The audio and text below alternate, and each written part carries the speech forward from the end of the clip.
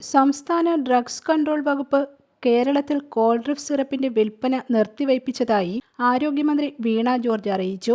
Coldrif സിറപ്പിന്റെ SR-13 ബാച്ചിൽ പ്രശ്നം കണ്ടെത്തിയെന്ന കേരളത്തിന് പുറത്തുനിന്നുള്ള റിപ്പോർട്ടുകളെ തുടർന്നാണ് നടപടി. ഈ സിറപ്പ് സംസ്ഥാനത്തെ മരുന്നുകടകളിൽ നിന്നോ ആശുപത്രികളിൽ നിന്നോ വിൽക്കാനോ കൊടുക്കാനോ പാടില്ല.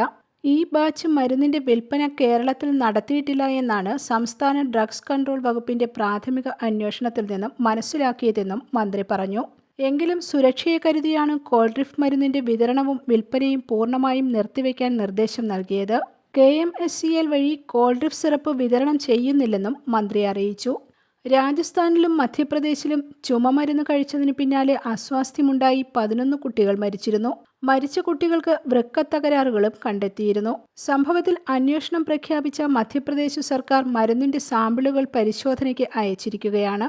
1400ഓളം കുട്ടികൾ രാജസ്ഥാനിൽ നിരീക്ഷണത്തിലാണ്. ചുമമരുന്ന് കഴിച്ച് മരണം റിപ്പോർട്ട് ചെയ്തതിനെ തുടർന്ന് 2 വയസ്സിൽ താഴെയുള്ള കുട്ടികൾക്ക് കഫ് സിറപ്പുകൾ നൽകരുതെന്ന് കേന്ദ്ര ആരോഗ്യ മന്ത്രാലയം ഇന്നലെ മാർഗനിർദ്ദേശം പുറത്തിറക്കിയിരുന്നു. ശിശുമരണങ്ങൾക്കു പിന്നാലെ കോൾഡ്രിഫ് സിറപ്പിന്റെ വിൽപ്പന തമിഴ്നാട് സർക്കാരും നിർത്തിവച്ചിട്ടുണ്ട്. News desk Axis news.